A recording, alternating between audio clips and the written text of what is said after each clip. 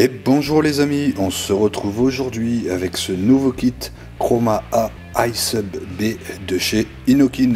Ce kit iSub est donc composé de la box Chroma et du nouveau cléromiseur iSub B, qui est le cléromiseur toute dernière génération pour le iSub. Nous avons donc 75 watts de puissance maximum pour une autonomie de 2000 mAh avec la fonction Quick Charge.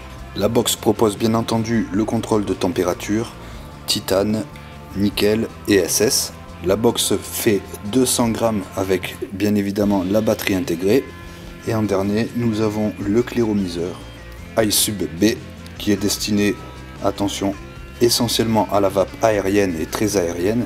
Ce cléro nouvelle génération est d'un diamètre de 24 mm. Il est équipé des résistances Plex 3D qui sont des résistances mesh de 0,35 ohms. Donc comme je vous l'ai dit, c'est pour faire du sub-ohm. Il se remplit par le haut. Vous avez un airflow qui se situe en bas avec une bague rotative que vous pouvez régler. Et ce qui est bien, c'est que la contenance de 3 ml est extensible avec le Pyrex bulbe qui est fourni avec dans le kit. Petite nouveauté sympathique aussi, il y a désormais une technologie anti-fuite lorsque vous vous apprêtez à remplir le cléromiseur. Je vous montrerai ça en détail un petit peu après.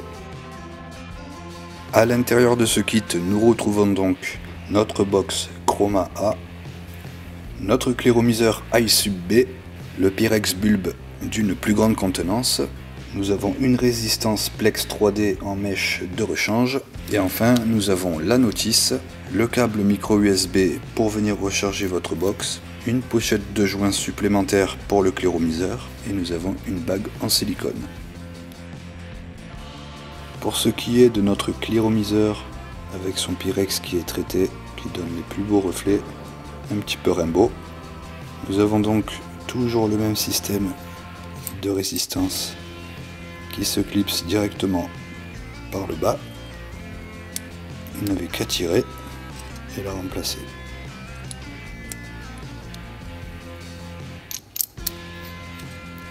Et ensuite venir revisser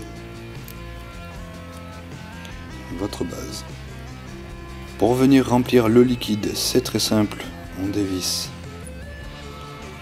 le cléromiseur par le haut. La grande nouveauté, et pas des moindres, qui va être très pratique lors du remplissage. Vous voyez, lorsque je vais venir visser mon top cap, en fait, nous avons les entrées de liquide qui s'ouvrent. Et lorsque l'on va le dévisser pour faire notre remplissage, les entrées de liquide se referment grâce à un ressort. Et donc, vous pouvez remplir sans mettre du liquide partout. Ça, c'est vraiment plutôt très sympathique pour les économies de liquide. Pour refermer, c'est très simple. On revient positionner notre top cap. Il faut presser un petit peu fermement et là on peut revisser en toute sécurité. Côté airflow, nous avons une bague rotative double que vous pouvez venir régler selon vos préférences.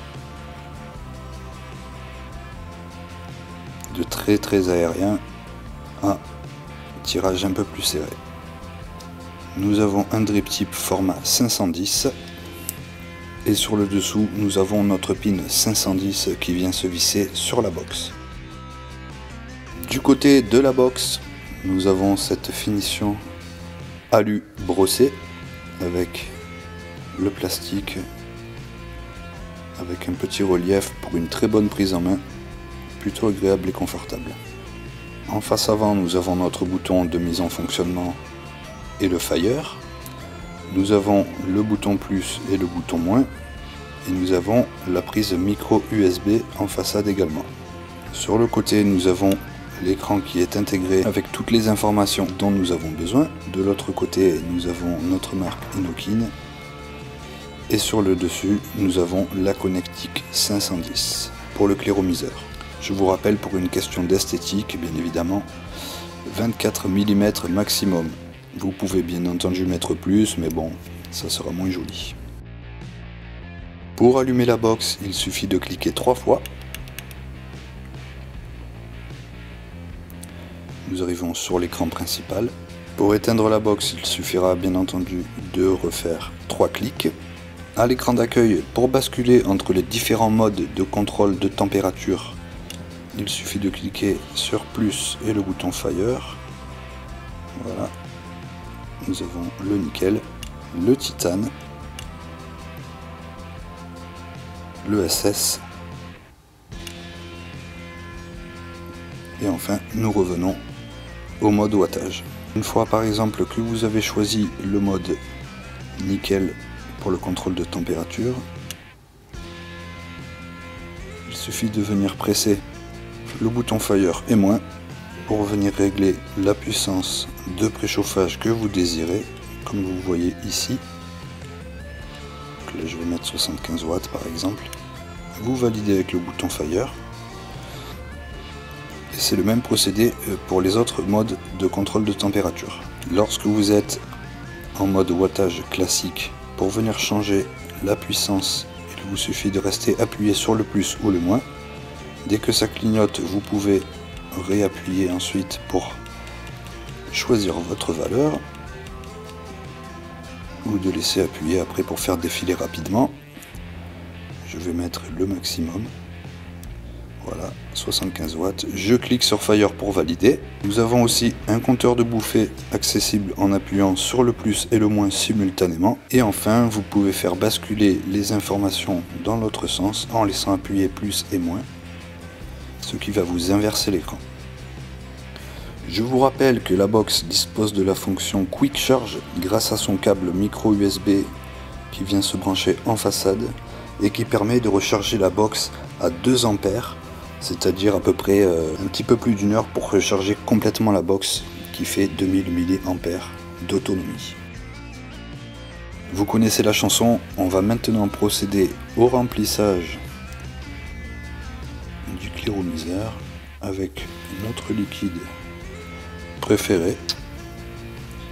Ici, un petit pastis 13 de chez Liquide Arôme, c'est l'heure de l'apéritif, dehors il fait beau, c'est parfait. Et je laisse ensuite imbiber 5 minutes, le temps que le coton s'imprègne bien du liquide.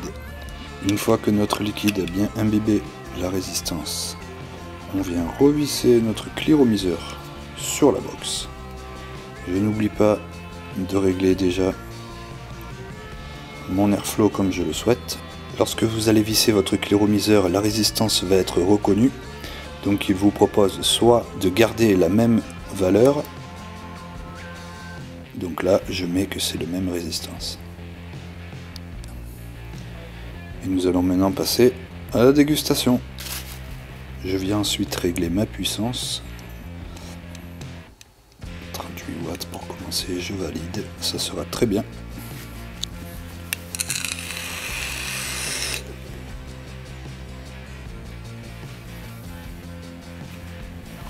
Pas de doute, c'est bien du Subhomme.